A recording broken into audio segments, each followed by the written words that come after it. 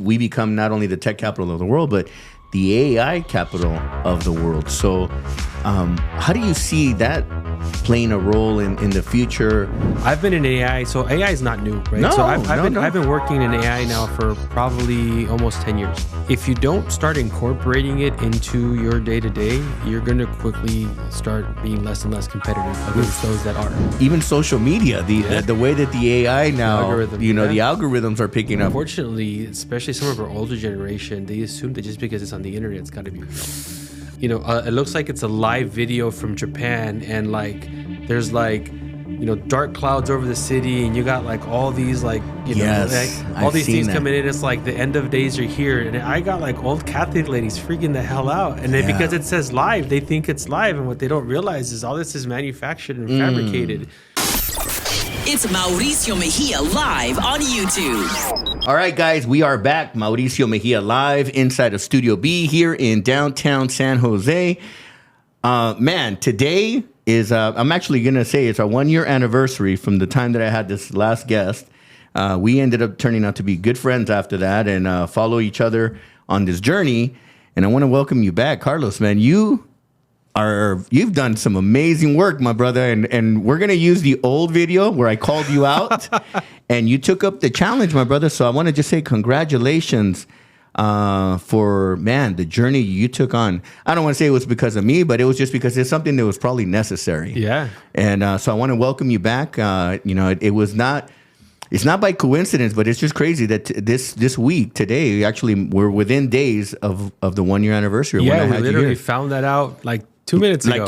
Yeah, I was like, I looked up the video we did a year ago, and literally it says 1 year ago, March 21st. Yeah. Man, it's crazy. Just how time flies, and then the world we're in today. So welcome back, my brother. I'm looking forward to catching up and seeing where things are at today and where the journey where it's taking you, man. So. Yeah, no, and thanks for having me back, man. I appreciate it. Thanks for having me back, and also likewise, I know you've been super busy and super proud of all the stuff you've been doing, and so congrats on all that stuff, man. And as I reflect back on that episode, one of the things that I remember saying is this is temporary. Oof, remember that? Yes. And so here we are. Yes, man. Interesting, because during this time last year, a lot of changes started happening in my life as well, personally. And it's crazy how in 1 year so much can happen. I actually started, it's interesting, man. I was so, it's one of those things where I always go, I'm a person of faith, right? And I feel like God speaks to me in repetition and in dreams. And you weren't the first person to tell me like the outside doesn't look like the inside, right? And somebody told me that. That's how my journey started back in November of 23. Yeah. He was a friend of mine who then became my coach, called me out after he read my books. He's like, hey, successful guy, smart, but the outside does not match what the inside is. And I was like, damn. Yeah. There's nothing like that it's that hits the core. And I went and I knew it was just a matter of time before I got off my ass and started doing something about it. And it was just like, well, why not now? Right? Yeah. And I actually went and I created an Instagram page. You won't see my photo on it at all. It's actually called the Shapeshift Journey, right? And I somewhat documented my journey. And the first post that I put on there is that famous quote of, is it one day or day one? Oof. Right? That was the first post on that Instagram, and I said I chose day one. And so to your point, I got to go back and look. Maybe it's been a year. Yeah, man. It's that's crazy, man. Well, a lot has happened during the last 12 months, and I know that during that time you had just published your first book. Yes. Now you're wrapping up your second book. That's right. And so tell us about, that part. I mean, we're not even going to go back into the journey of where you started. No, we're going to go into the business, where you're at, because if you want to know, they can go to the first episode that we did together. But talk to me, man. Your second book. Are you still using the same writer, or is this something that you've done on your own? No, this is all my own. Okay, right. Nice. So the first book was all around, some of the virtues that all of us immigrants share and how we leverage a lot of that grit to kind of come up and whatever it is we do. Yeah. And so that book has helped me continue my passion in helping out a lot of the Latino community, how we get more Latinos in tech. I knew I needed to write a second book because outside of that, I don't want to just be recognized as another Latino in tech. I also feel like I have a lot to contribute. We got a lot of those Latinos in tech. Yeah, but I also feel like from an industry perspective, I've contributed a lot, right? Myself and my team have gotten a lot of recognitions for a lot of the work that we do, specifically now in the digital age of AI. And, we've gotten a lot of recognition. I've got an opportunity to do keynotes on this thing, and I hadn't written any of this stuff down. And so this book is actually my contribution to the industry. And so there's this whole concept of, as business models change, there's this concept of the subscription economy, right? How you go from actually buying something and owning it to now you just subscribe to it. You don't have to buy it, right? So it's easier cost to entry. But what people don't realize is there's a lot of work that has to happen in the background from a business model perspective to make that happen. And so my contribution is, historically, most companies just throw people at it. I'm going to go and hire a bunch of customer success managers. They're going to call the customers and say, hey, how are we doing? Do you want to buy more? Well, the problem is that doesn't scale. So from the very beginning over in the company that I work at, I built that out completely digital. So the work that my team and I have done is we're actually managing 47,000 customers, 7 different languages with 8 people. Wow. Right? And the magic behind all that is kind of the secret sauce. And so this concept of the book, it's called Customer Success Beyond the CSM. And so it's what are the things that have to happen in the background to be able to do this at a scalable thing. And so again, it's my contribution to the industry. It's the stuff that I've been working on for years. And not only that, but I think my world's going to collide. I actually want to offer this to small and medium businesses. So why keep this at the enterprise level and make kids at the bigger companies?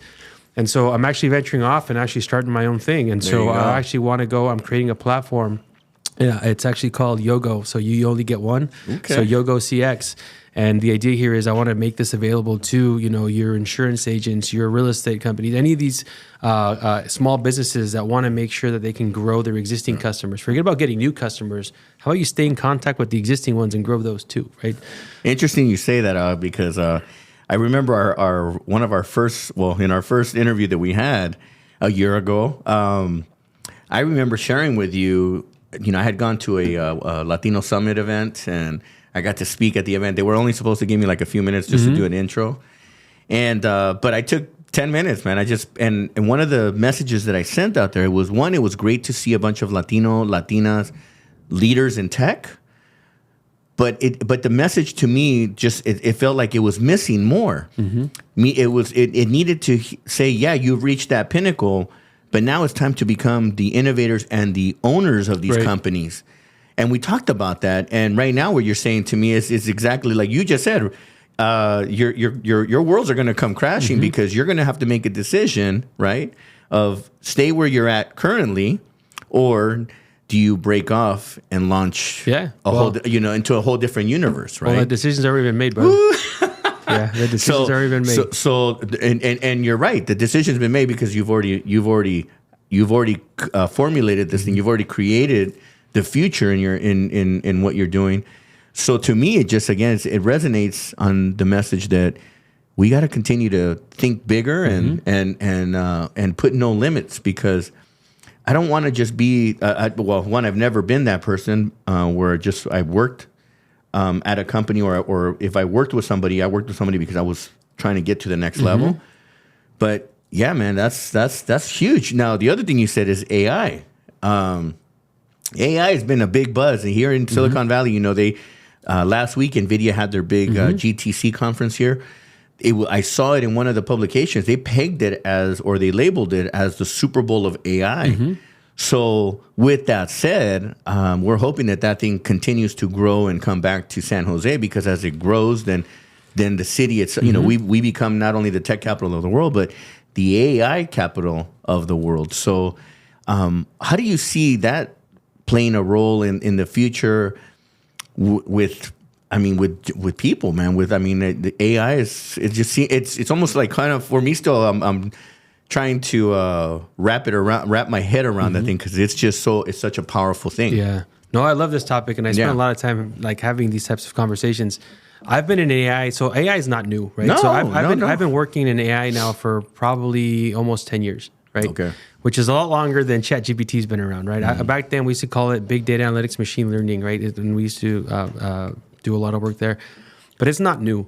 what's happening is it's becoming more accessible. It's Right. getting cheaper, and it's getting now available down to the consumer. You can do it from your phone. Just like the internet. The internet was old, man. Yeah. The browsers were old. It wasn't, the public Yeah. wasn't as accessible to it until the Yeah. first browsers came out. And the thing to think about AI is that if you don't start incorporating it into your day to day, you're going to quickly start being less and less competitive against those that are, right? I know the feeling, man. I'm having to learn. Yeah. I'm having to really embrace it. And I spend a lot of time, because most of the work that I do is I get deployed into different parts of the business to go and figure out how we can make things more efficient. That doesn't necessarily mean you're going to lose your job, but I'm going to make it so you don't have to do that copy and paste over and over again. All that stuff's going to be done for you. You know, you might be really good at bringing out the insights on the data. So let me bring the data to you so you can do your part. You don't have to spend all that time in Excel doing all that. It's going to be done for you. You're going to now be able to do what you're really good at instead of having to figure out all the administrative stuff. But That's interesting. I love that part because, like for me, I'm great with writing a business idea and developing. But then when it says, okay, you got to do a performa, I'm like, Right. So you just hit something that'll But definitely. not only that, but how long does it take you as you're putting that together Formulas to get and- the research to say, like for example, if you're doing a demographic thing, like, hey, I want to go and deploy this business. Well, what's the demographic in that area? I want to open up a restaurant, right? What is the top demographic in that? You can go in and Google it yourself, and it might take you a few hours to put this together or you can just go and ask, right? And it gets put together for you. It's not like you're still not adding value. It's just the stuff that you don't need to worry about is being brought to your fingertips, right? Wow. And so one of the things I always tell people is, look, there's two types of workers. There's a skill worker and a knowledge worker. Right? Powerful. Yeah. Skill worker and a knowledge worker. And this is an industry term, right? And so I would say that the jobs that are higher at risk are the skill workers. And these are the workers that do just repetitive tasks. Right. Repetitive tasks can be easily reproduced. Right. And so for those folks that are nervous, it's how do you transition from being a skill worker to a knowledge worker? Right. Right. And in the office, what we say is, look, we're trying to get rid of what we call the soul-sucking work. All the That's stuff right. that you hate doing, like, hey, you got to go put together this PowerPoint presentation Yeah. because you're going to present it in front of a customer. Instead of you spending 5 hours putting the prezo together and then you present it to the customer, how about we give you the prezo already built? You can tweak it, and now you focus on how you're going to land it, Right. as opposed to spending all this unnecessary time stitching stuff from different systems to make Yeah. it look and move this graphic over here. That's the soul-sucking work. My brain hurts just from Yeah. thinking of all the steps. Right. Yeah, And because so I you- want to think efficiency and I Yeah. want to think as quick as possible because I want to focus my energy on the close. Yeah, exactly. it. And I tell people, right, and Gary Vee said this, I didn't make this up, right? AI today is what the tractor was before, right? We still have farmers. Farmers didn't lose their job. That's right. They're just now driving the tractor instead of, plowing with the cows, right? Right. So it's the same thing. It's how can we adapt and continue to go in and leverage Now they got this. computers driving those things too.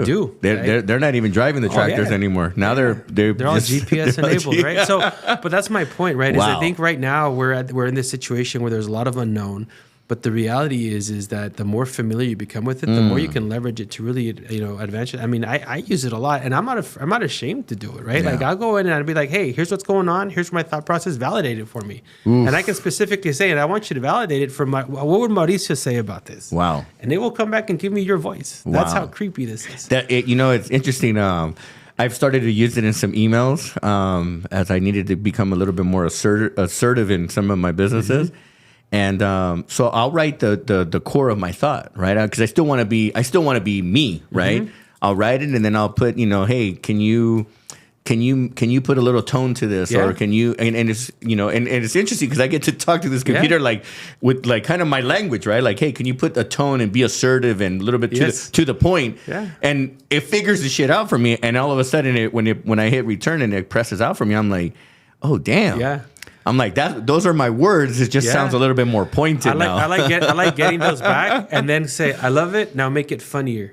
Okay. And then watch it come back. And then I was like, yes, right? Because, I don't like to come off overly formal. And Right. so when you do that, you see that other perspective, how it can be rewritten. And not only that, but indirectly, you're learning how to write differently. Oof. Because now that It's you read very how, true. you're now like, I should have said that. Why didn't I Yeah. think of that? Yeah. Now the next time, guess what? You just Yeah. expanded your vocabulary, right? You actually learn. Yeah. One of the things that I have seen, interestingly enough, I laughed my ass off because I just recently got this apology text message, and just the way that it was written, I was like, oh, this person, this person ran it through the AI like cleaner. And because of the hyphens and like nobody speaks in Thais with hyphens and all that shit. And I'm like, okay, at least get rid of the hyphens. At least undercover it a little bit, you know. But interestingly enough, it just I'm learning on certain ways to write and the vocabulary as well. I mean, I tell myself every day I'm learning something new. I'm a learning machine. Yeah. Every day I want to learn something new. And what I've seen with that tool, as powerful as it is, and as much people may fear it, I think you have to embrace it and run with it because it's not going anywhere. Yeah. Period. Just like the internet wasn't going anywhere, just like technology is not going anywhere. You know, in any part of the world or industries. So, and I don't want to take credit for this, but I'm about to blow your mind. My girlfriend showed me this, right? So you and I are both on this health journey. By the way, before you jump in, your girlfriend, I've known her for a very long time.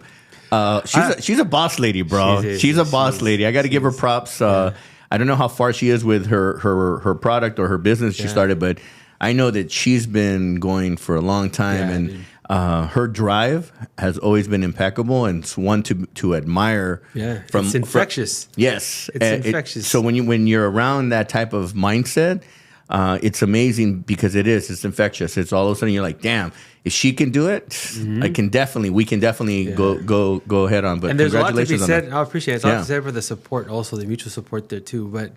But this is where she put me on game. So you and I have both been on this kind of health kick, right? Yeah. So she taught me that if I take all of my supplements, put them on the counter, and take a photo and upload them and saying, tell me how I should take these together and what is the best time of the day I should take them. It actually goes and just by the photo identifies what you're taking, and it tells you what to take them when and what they're good for. How so? How does it know? How does it know what the pills are though? Because of the label. The bottles. I was like, well, the pill. Okay, Just let the bottles out. Take the photo of the bottles and just that.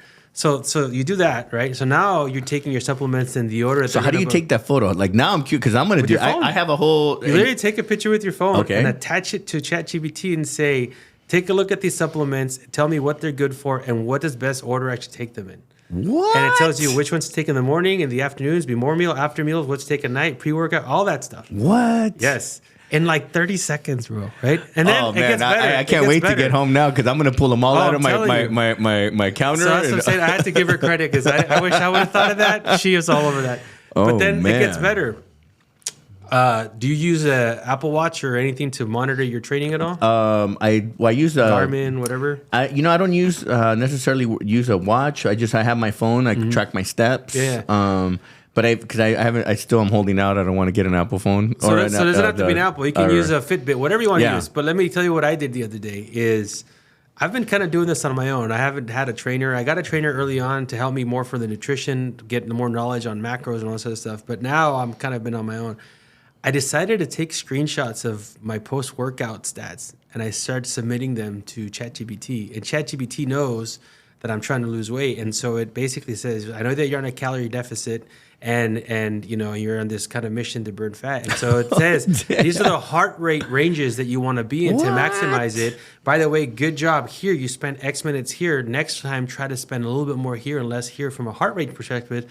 And it gives you like all the stats on a workout and what to do differently. And then it says, would you like me to give you a weekly routine of workout to be able to maximize this? And you're like, yeah. And then it goes, how about a meal plan? And I'm like, hell yeah. And then it goes, here's your meal plan. Would you like a grocery list to go with this? Oh my God.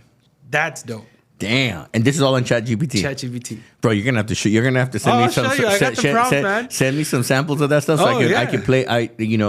I'm not that I don't want to have a coach. I love my coaches. I have you a need training the accountability, right? You definitely need the accountability. Absolutely. I am that person that if I don't have a coach, I'm not doing it. Yeah. And if the day like on my Tuesdays and Thursdays right now I don't have a coach, that's when I slack off. I just want to sleep in an extra 15 I'm minutes. not showing up to the 4 a.m. class unless someone's waiting for me. That's for damn sure. Hey, exactly. I mean that was brutal. Yeah. During that time where I challenged myself.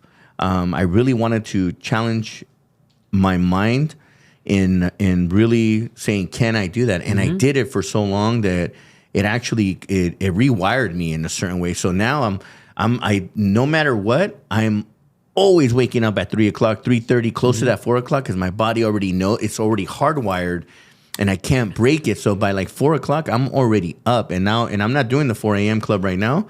I'm at the 5 a.m. now, but my body just turns on, and I'm like, or my brain kicks in. Yeah.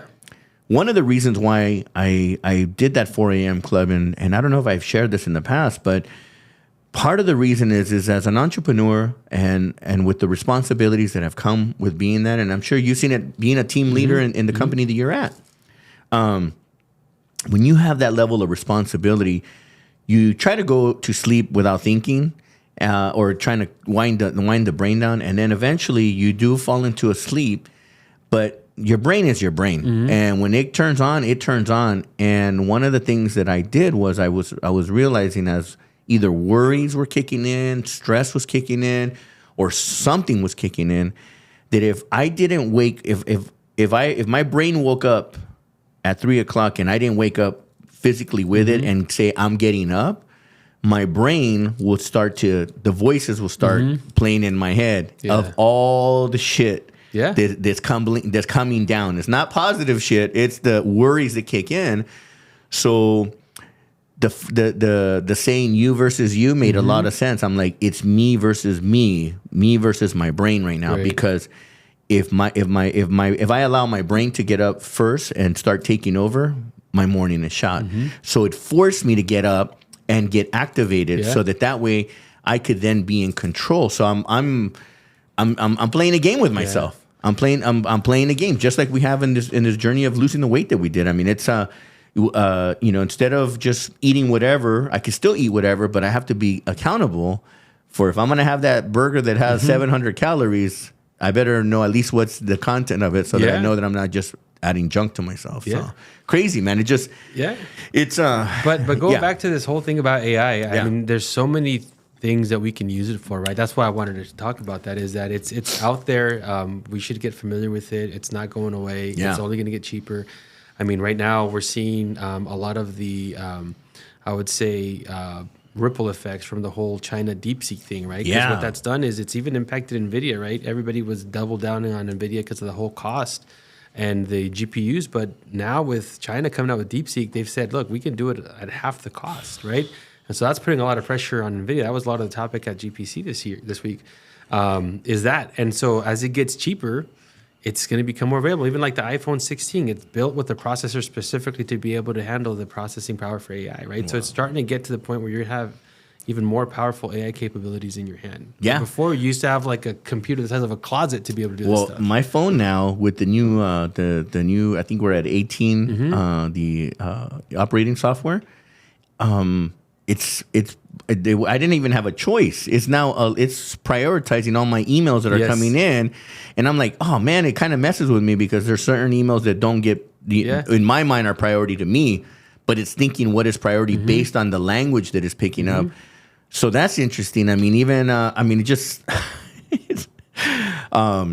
even social media, the way that the AI now, the algorithms are picking up. I'm like. It actually, I mean, in my mind, my theory says is that like if I read this one post, it's timing how much time I spent on it, so it knows now to send me more of those kinds of posts. And I did test it because I was at one point I was reading a lot of like I don't want to say negative stuff, but it was about red flags in relationships, and all of a sudden I kept getting a lot of red flags, how to avoid red flags. And then as I caught something that was more positive on a different level, I started and reading that. I was like, all of a sudden stuff started popping up in that. So I'm like, this is the kind of stuff that people are talking about. Well, and you have to be very careful, right? Unfortunately, especially some of our older generation, they assume that just because it's on the internet, it's got to be real. I don't know if you're seeing any of those videos. I personally have been forwarded videos from family members going, dude, what the hell? Like videos of like, it looks like it's a live video from Japan, and like there's like, dark clouds over the city, and you got like all these like, all these things coming in. It's like the end of days are here, and I got like old Catholic ladies freaking the hell out, and then because it says live, they think it's live, and what they don't realize is all this is manufactured and fabricated. And so I think it's really important for people to get educated and recognize that you can't just assume everything is real. So that's one, right? So let's even park that. So now how do we educate people on that? you Because have to that's do part diligence. of it. Yeah. It's got to be due diligence. So let me give you an example, right? So I can go on AI right now and say, give me a video of Leo Messi playing the guitar while drinking a shot of tequila in Cancun. And it will give me that. And then I go and I post it, and everybody thinks, oh, Leo Messi is over. He now plays the guitar. That is bananas. And so you need to understand that is very readily available, right? Very little cost to do anything like that. And so you can't just assume that everything you're seeing is real. I the other day did something, and I tested it. I went to the online app, and I took a bunch of my photos, and I said, give me a bunch of professional headshots for me. And I put a bunch of photos of me wearing street clothes. And it gave me 60 different photos of myself. Wow. All AI generated. Some of them even had hair. So I thought it was funny. I looked like this Arab dude with hair. Because I didn't tell it I didn't want hair, right? Because I since shaved. But I would say of the 60, 5 of them looked like me. So I decided to start posting a couple of them. And some people caught it. They're like, dude, that's not you. Mm-hmm. Some people hadn't seen me lose the weight. So they're like, dude, that's totally AI. And then they'd see me like, oh, maybe it's not, right? But the reality is that it's that easy to show up as something you're not. You're going to have to show me some of those hacks, man. But let's park that for a second. I think the other part that people need to understand is everything that's being fed to you is curated, right? And so it's feeding you what you think you want to see. Which happens is it's creating this reality that's actually not accurate. And so you have to get good at retraining your algorithm. So when I was single, and I used to hit on Instagram and I hit the search button, everything that showed up was aligned with what a single guy would expect to see on his feed. Wow. You go to my Instagram now, all you see is learn how to dance salsa, weightlifting, and meal prepping. There right? you go. There you go. So you got to learn, you have to recognize that you can actually reprogram the algorithm, but you have to continue to work on it. Otherwise, it's going to be very constrained. There was a thing Gary Vee said at one of his events that I attended, where he says go into the, start like disliking or removing some of the stuff. Yeah. So that, and you'll see that after a while, it'll start filtering out that stuff and start putting other things into your feed. I mean, recently, for me, it's everything's about health. Everything's about positive quotes. Even to the point where I love remote control RC airplanes, and all of a sudden I'm getting all these little clips of RC airplanes now. So, and if you know that, it works to your benefit. Yeah. But if you don't know that that's what's happening, and you just take everything at face value, then that's your reality. That's all you know. And one of the things we always talk about is expand your horizons. Well, now that means expand your horizons even on your algorithm. Yeah. Right? Like what are the things that you want to do going forward, and start feeding your algorithm with that stuff so it starts showing up. Yeah. Right. The problem though that I see now is that every year we're getting the younger generation, right? I mean, we're getting older, right? The old school generation's we're just continuing to get older, and then the younger generation's coming in, and their attention spans or the way that they're getting information is a lot different than the way that we were getting information. So we have a different way of thinking and seeing things as they do now, and no different than when we were young and the generation that was ahead of us. They were always saying something about our generation, saying that, the world is going to end because of our generation. Yeah, I remember that. And again, it just I think that it just takes time to eventually go through a few experiences, and then you start to make those corrections. The only problem that I see is that we just don't have enough time because there's that next generation coming right behind us. So even though we're moving upwards and forward, it's at a very slower pace, and it just seems like it's like they say, bad news travels faster than good news, right? So the bad will always kind of just snowball much quicker than if we're trying to teach something good. And I put this to the test. I mean, last year when I did my birthday party, if I would have I did my birthday party, but I made it kind of a book release party. If I would have invited everyone to come to my book release party, it would have been crickets. But I invited everyone to come to my birthday party, and it was a party celebration. And then when I got them all, the captured audience, I did the book release party, and and so I was able to kind of because if you try to teach them good, or do something good, it's more like it's hard work, right? But if it's fun, that's like, vámonos, very quick. So I see that right now. It's just we're having that hard time in trying to teach or make people aware, and it's unfortunate because some of the silly stuff that's happening, which gets their attention, has a much more impact than something that. Well, I think it comes down to if it doesn't affect them, it doesn't interest them, right? Man. And so, like, this is a painful interview today, bro. This is because it's reality. Going back to the root of all of this, right? It's what is it that we're doing as leaders in our community, by informing them. I mean, it's last year I published my 3rd book.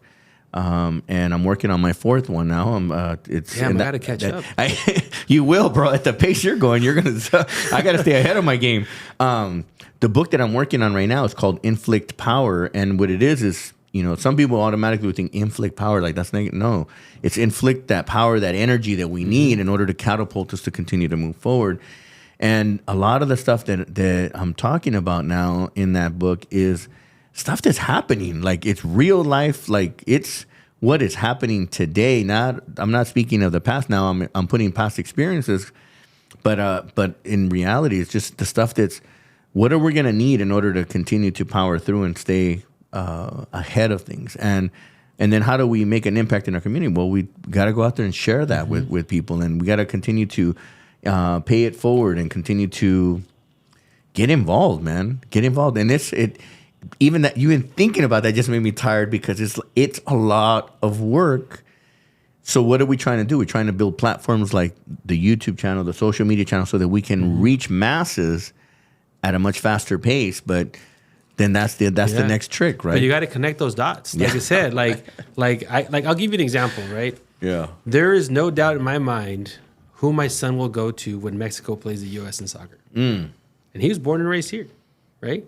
Why? Because he feels that connection. He knows where he comes from. If you don't take the time to build that up, then it just kind of goes over their head, right? It just goes over their head. And there's nothing wrong, right? I mean, he knows that he's American. He knows he was born here, right? But his abuelita doesn't speak English, right? So he's very much in that community, and he knows what all this stuff means. And so, he himself is out there holding the sign, and with the how old is your son? He's 11. So. They call that the alpha generation. Is he alpha generation, right?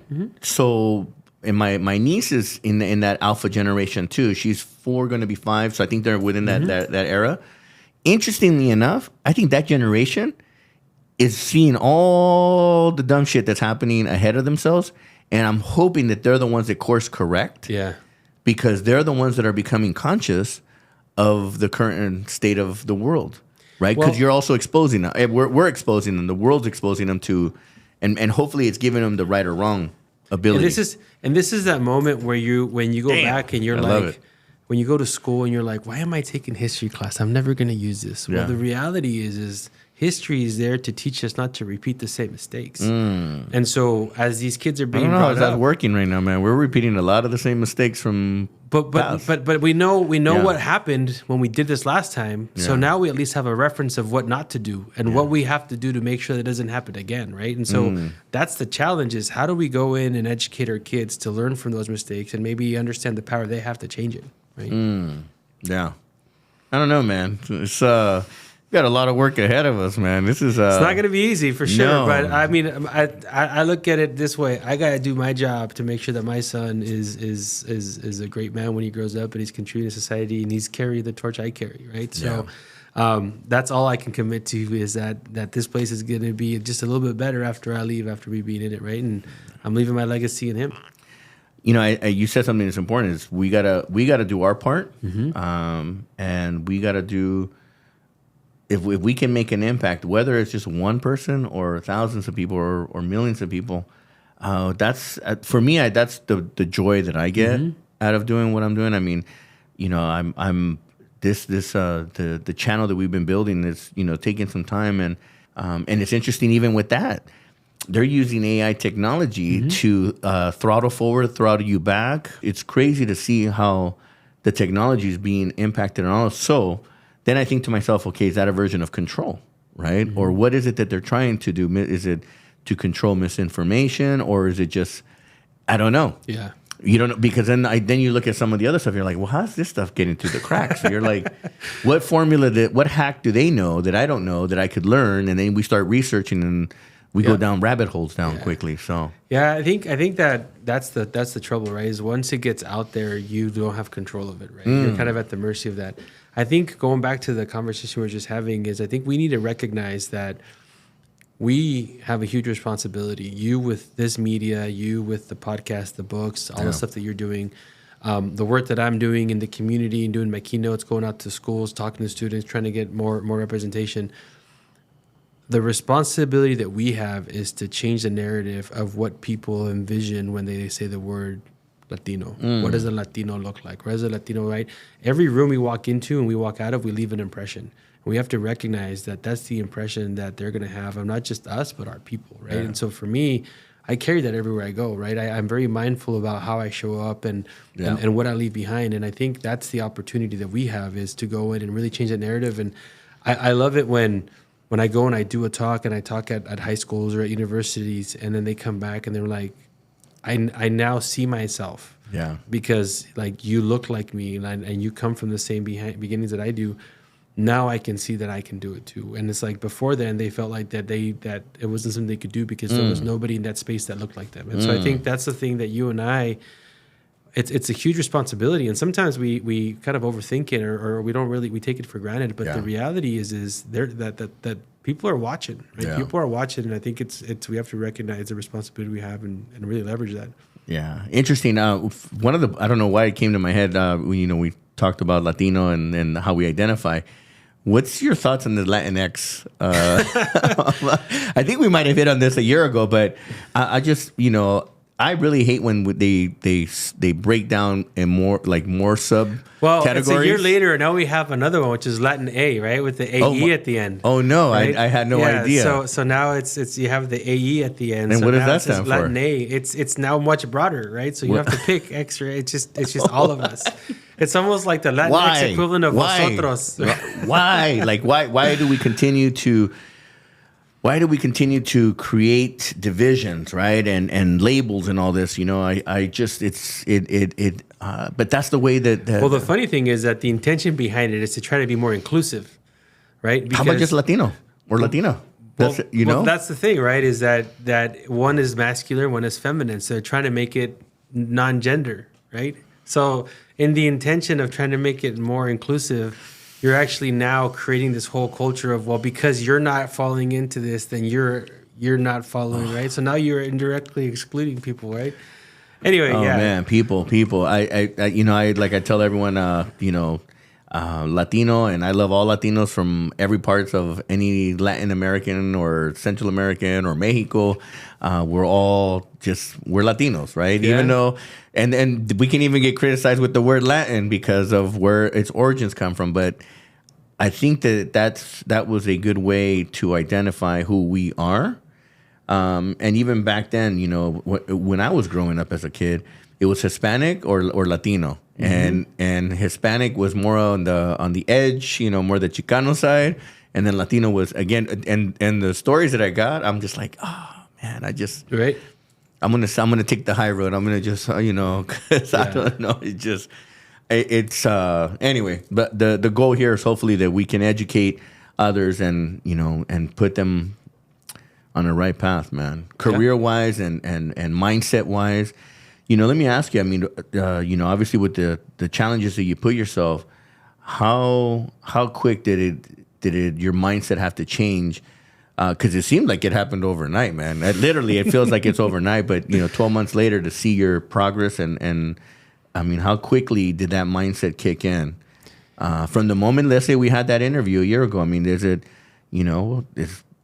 I don't know. I mean, for me, it was overnight. I'll tell you, when I was told, what I was told, I was like, shit, somebody just called me out. Yeah.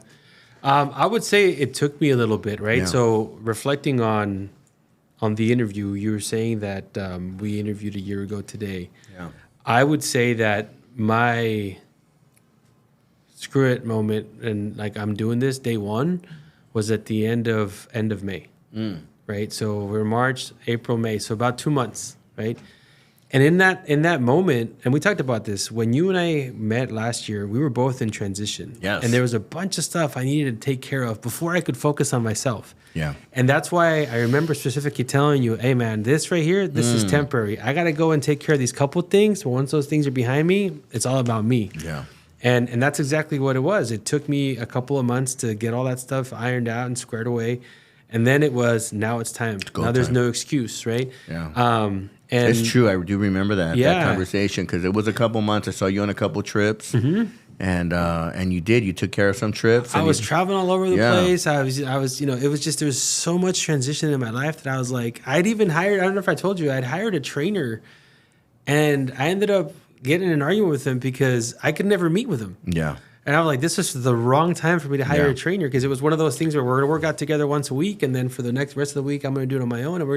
And I was on planes all the time. I was like, there's no gym in the air, and it was just, I just was not in the right mindset. Well, there is, but it's just not the kind that it's not the one that you're accustomed or wanting to be in, you know? And let's be honest, nothing happens or nothing will happen unless you have the right mindset. That's right. So until you have that click, you can try to be on any diet. You can go on a gym regimen, and it's not going to click because you're not in that mindset. You got to be fully locked in. And so it took me a while.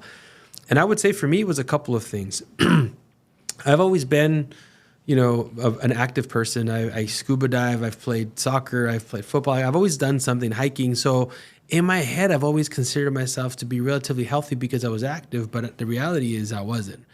And it was the first time in my life where the test results started coming back and they started showing. Like I had never had high cholesterol. I've never had a problem with blood pressure, none of that stuff. And those are the accountability meters, Well, you're and I may have shared this in the first podcast, but during COVID, I got COVID so bad that I almost died. Like I literally said goodbye to my family. Like I thought I was done. I remember that conversation. And one of the things that happened as an output of that is I was one of those what they call COVID long-termers, right? Where I have the long-term COVID. I had brain fog, shortness of breath, even for years after, right? Fuck, maybe that's why I got brain fog. And so, something that I might not even be diagnosed, right? Man. And so this is it's a real thing, right? They call them the long-term COVID effects. And one of the things that was happening to me is my body was having a hard time regulating insulin. And so before COVID, I was pre-diabetic. But after COVID, my insulin would spike so much that I would break over in the diabetes and then break down. And it would just keep going. And I've seen a pattern like that with me, where I'm pre-diabetic and then I'm not, and then I am and I'm not. Well, I went from pre-diabetic to being extremely diabetic to then not diabetic at all, right? Based on my AGC levels or whatever. And so the doctors basically said, look, I remember he's saying, look, Carlos, he goes, you got to get this under control because diabetes is a very social disease. It brings all its friends. He said it brings high cholesterol. It brings high blood pressure, right? All, like kidney failure. And I was like, holy shit, right? And so that's kind of scared me a little bit. And he goes, even though you're pre-diabetic, I still recommend that we put you on metformin to help kind of balance this thing out. And by the way, your cholesterol's starting to go up, so we should probably put you on Lipitor. Oh my God. Yeah. And I'm 45 now, so this was at 44, and I'm like, dude, like I don't want to be on pills for the rest of my life. And I'm like you, dude. I'm like once I get my head in something, like I stick to it. So I said, look, doc, give me a shot. Give me 3 months.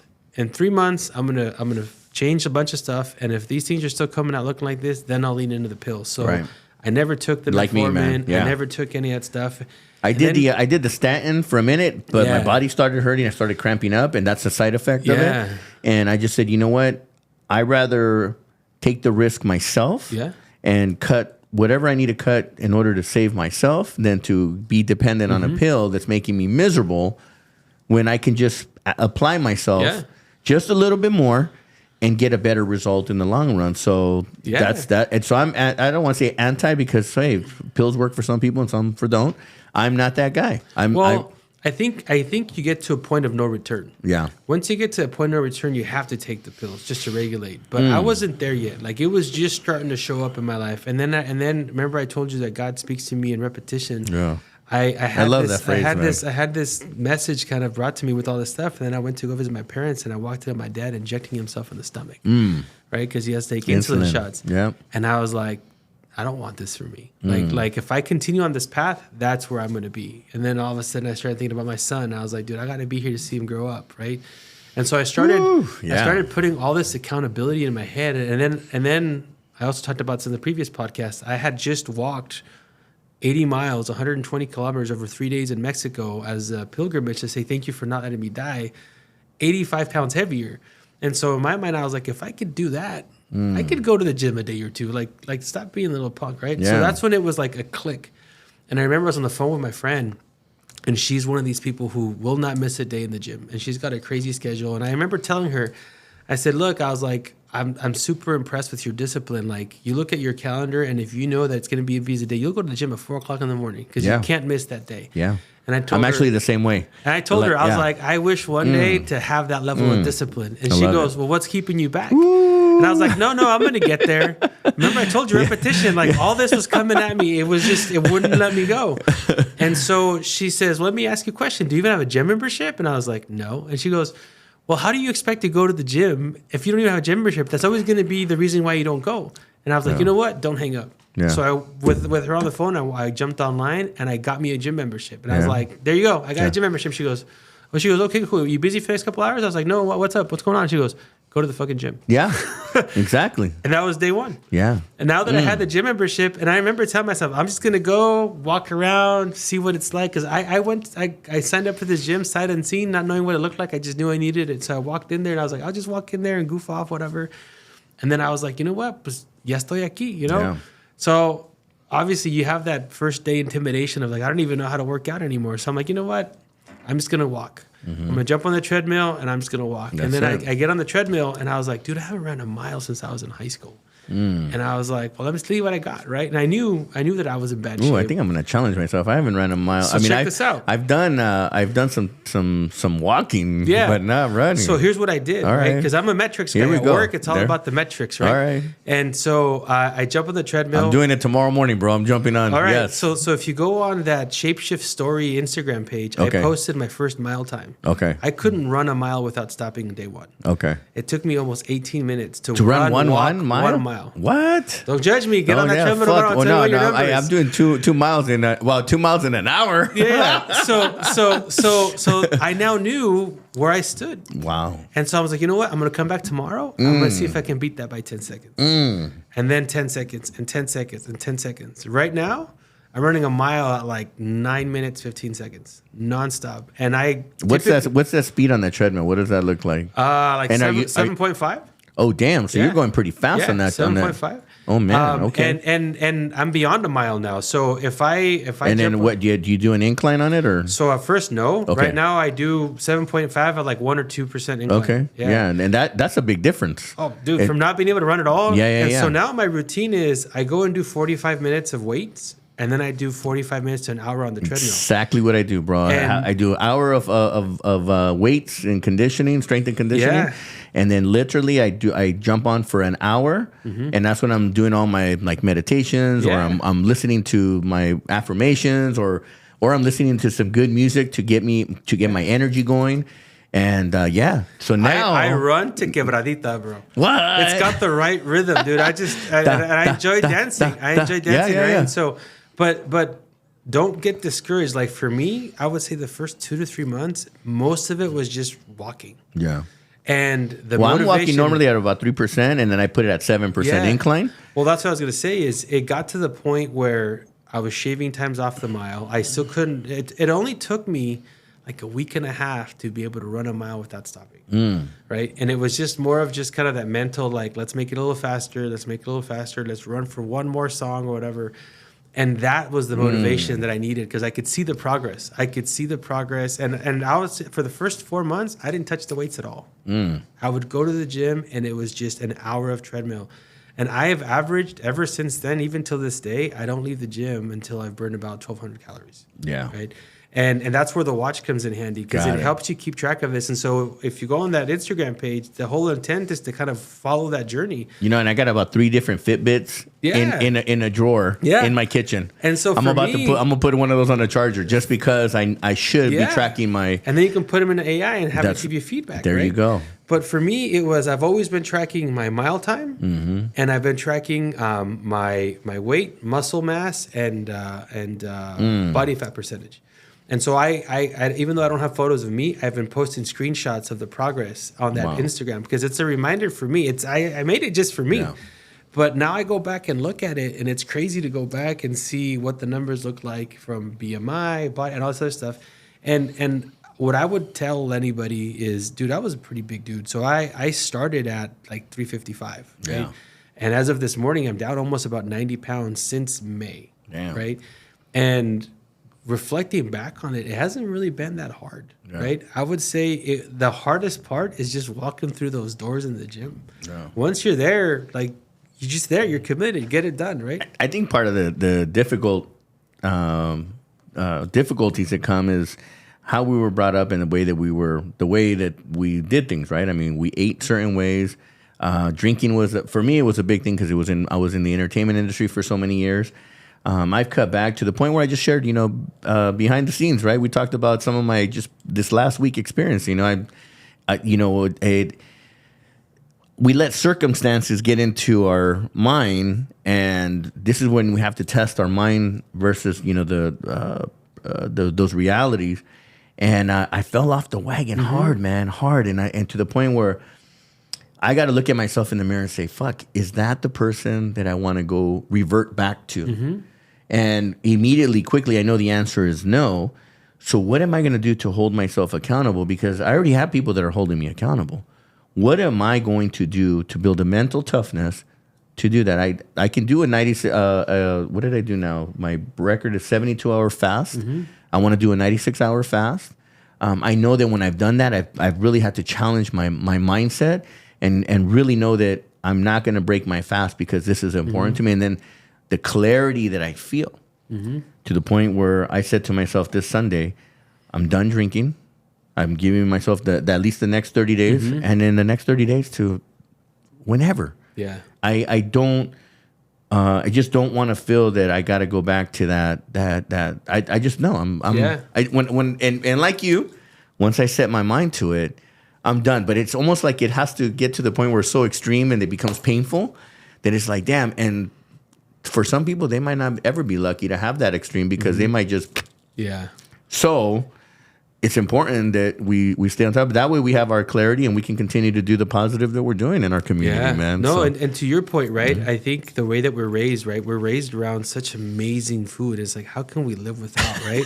and I wanted to just give a shout out, I want to give a shout out to Jive Fit from TikTok. So I actually had been following this woman on TikTok, which is Mexican Meals for Weight Loss. And I would see her on there and posting all this stuff, and she makes some dope-ass Mexican food. And I was like, how could this be healthy, right? Right. And I was like, well, like, I love to cook. And so I was like, I'm going to follow her recipes or whatever. And then I noticed that she actually offers like coaching services. She's like a nutritionist. And so I was like, oh, you know what? Let me follow up. And dude, it wasn't expensive at all to get on board with her. And that's the kick that I needed. She was my accountability coach for like the first 2 or 3 months. And it was every Monday I had to post my stats, right? Show her send her the weight stuff. But what was dope is she created like this personalized meal plan for me that I could cook and follow with all the stuff I already had at home. Got it. And I wish I could cook like that. And that like just completely taught me how to cook and think about how I cook differently, right? And then eventually I said, look, I said, I think I got it now. Like, I appreciate all the support. I think I got it now. And I've been able to sustain. But it's one of those things where it's just, you could still enjoy really, really good food. But once you know how your body responds to certain things, it's easy to make those shifts, right?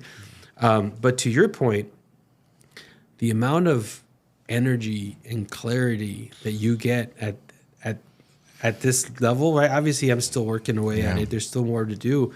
But those COVID effects are gone, right? I'm doing 5Ks now. Like we ran, my girl and I ran Lake Merritt over the weekend. Oh yeah. And that's about a 5K circuit. Nice. And I remember for my birthday we did the rock and roll 5K. It was the first time I'd ever run a 5K, and I remember I was like training for it and like getting ready for it. And now we just go for a run and we do 5K. Like it's not, and it's like, to me, I'm telling you, like, as growing up as a big dude my entire life, I never fathomed being that guy. Yeah. Right? I never fathomed being able to enjoy walking into a gym and finding so much pleasure and having it be empty. Wow. Right? We ended up going to LA for Valentine's Day. We stayed at the Intercontinental, and I don't know if Love you that ever- hotel. Have you, have you been to the gym? Oh yeah, bro. Yeah, I And love so, that. And so I never thought the I'd gym's be, like a nightclub, bro. right? I never thought that I'd be so excited about going into a dope gym. Yeah. And we heard I walked in and it was empty. And I'm like, we get all this to ourselves. Yeah. I was like, this is so much There's fun. swimming pools off the hook. That Yeah, hotel is I just love insane. it. Yeah. And so, like, I'm telling you, like, it's weird to think about it that way because, you know, people are rewatching and they're like, well, yeah, it's easy for you to say. I'm like, you got to show the video of me last year, right? Yeah. I was out for about 8 weeks and I didn't think I was going to make it. And It's okay. And I actually said goodbye to my family. Yeah. Since you talk about a man of faith, you talk about life-changing experiences, and I was challenged, and that's why I'm at where I'm at today. My friend challenged me. I've always been a pretty big dude. And for me to go from a 4X to an XL in 8 months is insane. It's interesting. I'm used to wearing large, and now I'm like medium. I'm like, yeah, medium. Mauricio, I couldn't buy clothes off the rack at a mall. Oh man. Right? That's how significant this is. Like, I would always go into stores. I'm like, you don't have my size. No, we do. And they'd always look at me like, you're like a 2X. I was like, oh, thanks. No. Right? Oh man. And so now it's so new to me to be able to walk into like an H&M and know that I can buy clothes. Before that wasn't the case. I couldn't. Yeah. And so that's the motivation. And to your point, now it's going back to the earlier comment, it changes how you show up. It changes your kind of mindset, your clarity, and it also changes of like your perspective of what you can achieve. Like right now, I feel like I can do anything. Like I said, I'm venturing out to put together this kind of new business. And I want to go in and take a lot of the work that I'm doing in the big enterprise, and I want to make it available for our community. Yeah. How can the real estate, how can the floral shop, how can the tire shop leverage the stuff that I'm doing to help them grow their business? And why not maybe open up another business and grow, kind of grow it? It's not that difficult. The problem is when you're in a small business, you're the core IP. You're really good at doing that thing, but then you're not the person that's going to figure out the marketing strategy and the growth. And so for mine is I want to package that and make that available to the community, man. Yeah. How far are you along on the way with this technology? I mean, is there a beta coming out soon? So I have pilot customers. Is it still in concept? No. So I Okay. have pilot customers already, right? Okay. So I have a couple of people that are in the insurance business, and so I'm actually testing it with them. I'm hardening the solution right now. Okay. What kind of insurance? So the solution is it can be in any type, right? Okay. But insurance is so. Let me give you an example. This is what one of the examples that this platform can do. As an insurance agent, you probably have 2,000, 3,000, 4,000 customers in your Rolodex that you are serving at any point in time. We are consumers of insurance, and I could tell you from my perspective, I rarely hear from my insurance agent. I actually never hear from my insurance agent, right? And so if you think about it, I buy my car insurance or my home insurance or whatever it is, and it's a 6-month or 12-month program. And the only time I hear from them is it's time to either pay the damn thing or it's up for renewal or whatever. And so I may be in the market for renter's insurance, and I may not even think to go to my insurance. And so what this is intended to do is it allows, let's say, my insurance agent to reach out to me on a monthly basis, either through text message, to email, whatever form I want, and just kind of reach out and make it seem like that person literally just took the time to send me a message. And so, like the way that we do it is, or the way that the platform works is it goes and connects to your CRM, and you can go and build out kind of the digital life cycle and says every month, Mauricio's going to get a message from their insurance, and it's going to say, hey, did you know that if you had renter's insurance and your car gets broken into, the renter's insurance will cover the stuff that was broken into. It'll cover all that stuff. You may not have known that, but it's going to say your name. It's going to greet you like I would have greeted you. It's going to have my information. And then at the bottom, you're going to have a link and says, hey, by the way, if you want to chat or you have any changes in your policy, click on the link and schedule a call. So it just happens automatically. Right. I didn't have to lift a finger. Now, that message went out to all 2,000 of my customers as well. Yeah. And so then you take that further on and say, okay, if I know that you're going to expire in, let's say, in June, then a month or two before expiration, why don't I reach out to you and say, hey, Mauricio, your policy's up in a couple of months. Why don't we reconnect to see if anything's changed, to see if I can get you a discount? Click here, let's have a call. I'm already thinking ahead here. I'm thinking ahead. That's just Yeah. an example. Yeah. So that technology and that concept applies to, I told my buddy at the tire shop, I have a friend of mine that owns a tire shop, and I said, hey, listen, JD, I was like, you know my name, you know my last name, you know the model of my car, and you know what tires you just put on my car, right?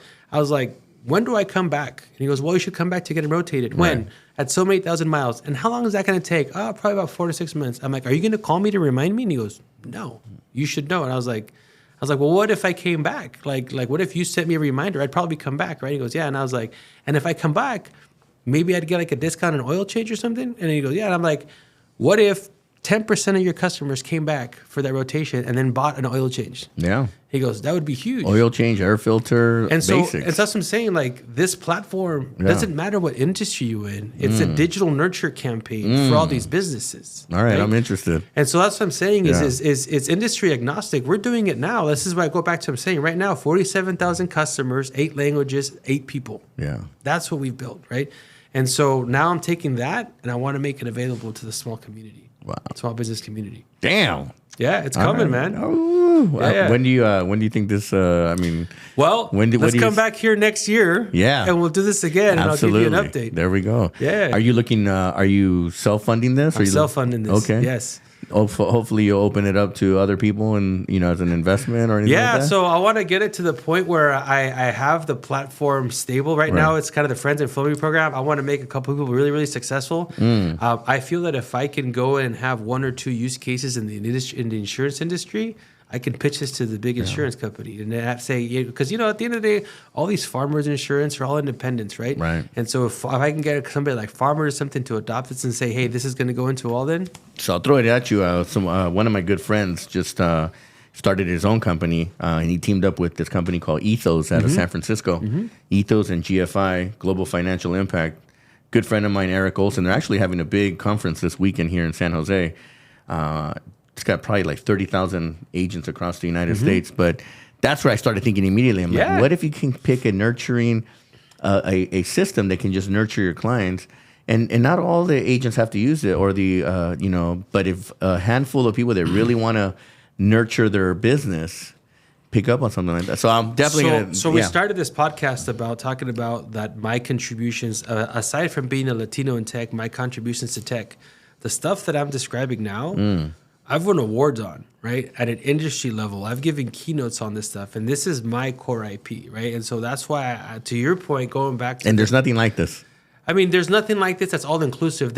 You can go in and stitch different platforms together and try to bring this together, but is the tire shop guy going to do that? Yeah, no. No. So I want to create that black box and saying, look, you just put your customer information in here, and this is what you're going to get on the output. You don't have to worry about what's happening in the middle. Oof, right? It sounds so simple. I mean, and that's my job, right? There you go. Yeah. So the interface has to look so simple and be so simple that it's just a few data points that you got to put in, and then the output is X, Y, Z. Yeah. And statistically speaking, I know for a fact that this done well can bring 15-20% of incremental revenue from your existing install base. For some businesses, that could be $1 million. Oh yeah. And that's what I'm saying. Like of additional eventually, income. This will go back up, and I'll resell this back to the company I work at now, right? But right now, my focus. I love it. We're not going to talk about what company you work for either. And this is the intersectionality, right? I want to be able to give back to my community. That's right. Right, and so this is how I want to bring this back. And my good friend Jose Hernandez, the astronaut. Right? Yes. I remember when I watched this movie, I told Jose, "Dude, I'm so fucking proud of you." And I was like, "But you made me realize one thing." I was like, I want a movie moment in my life. Yes. Right? Like being where I'm at, considering I didn't go to school. If the Cheetos guy can get one, right? bro, we got to get one, and bro. And so for me, it's it's cool that I've managed to get this far, given where I come from, but that's not enough. Yeah. And like a week ago, I was invited to a leadership roundtable of customer experience efforts at the Zoom office, at the Zoom headquarters office. And right the here, CEO downtown. of Zoom showed up, right? Eric was there. Yeah.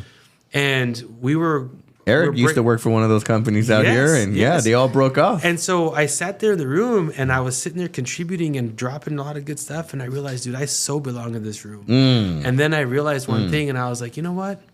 We don't have any Mexican CEOs that I can think of here in Silicon Valley. And so I walked away there. I'm like, fuck it, why not me?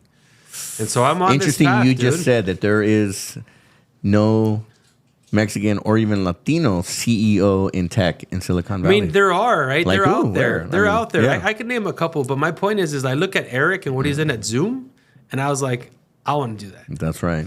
And so that's when I realized on a global impact. On a global impact. Scale. And so for me, I realized, going back to full circle at the beginning of this conversation about how there's a lot of Latinos in tech, but there also should be a natural evolution to do your thing, right? I feel that because of where I came from and I didn't go to formal university, all this stuff, like this whole career progression, this has been my MBA and my PhD, right? And so I've learned so much about business models and go-to-market strategies and all that stuff that they probably teach at these universities that I got to learn firsthand. Yeah. And now it's my opportunity to take all of that stuff and put it to use. Dangerous, bro. I'm in. So count me in on that, man. I know that we can continue to go here for a long, long time because I know we probably can just keep stacking on this. Your journey has been X. You're still got Y to go and Z to go to. What are your words of encouragement, man? Obviously, you've come a long way. How can we continue to make an impact on our community out there? Look, I was having this conversation with my girlfriend the other day too, right? Right now, times seem very uncertain. There's so much stuff going on around us. I think we have to take a step back and recognize that all these are distractions, right? Absolutely. All Amen. these are distractions. Yes, I agree. You know, all this stuff happening on TV right now, they want you to feed into it. They want you to be emotionally attached because they want you to pay attention to everything that's happening here so you don't see what's happening in the background, right? And so it's interesting that there's a lot of people that are thinking that, but there's so much more. It seems like there's much more of the people that are distracted than on the ones that are catching on to that's it. because humans are naturally sheep, right? Humans are naturally sheep. So pull yourself out of that, right? And so what I would say is find the opportunity in fucking everything, right? Find the opportunity of everything, right? We had this conversation after the LA fires, right? Yes. Yeah, it's like that it happened, but what's the opportunity, right? The whole cleanup piece, all this other stuff. There's so much stuff that can happen on the back end of that. With all the stuff that's happening right now, what's the opportunity?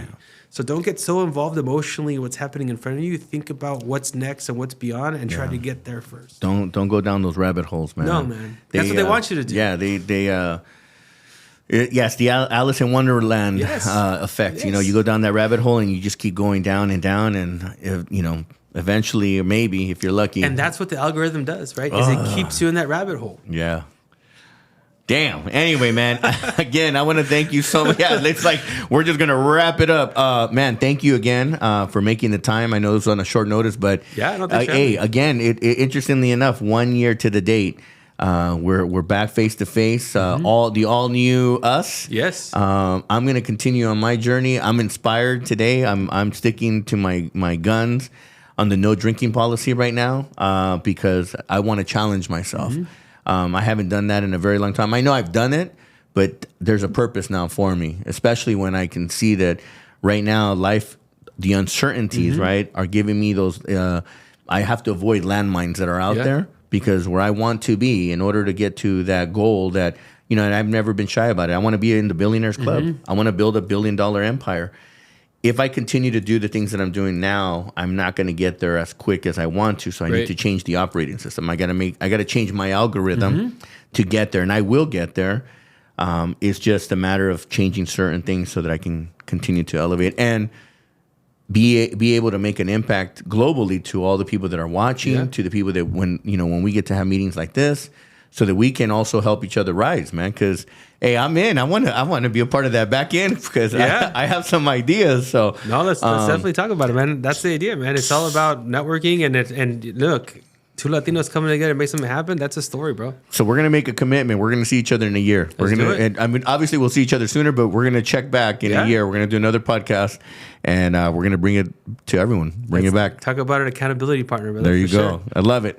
All right, guys. Once again, we want to thank everyone for watching Mauricio Mejia live here inside of Studio B in the heart of Silicon Valley, downtown San Jose. I want to thank my team, everybody that has helped grow to where we're at right now, and continue to grow. And I want to thank you again, Carlos, for making the time to be here, bro. I appreciate you, man. Thank you so much, man. Like, comment, subscribe. Mauricio Mejia live on YouTube.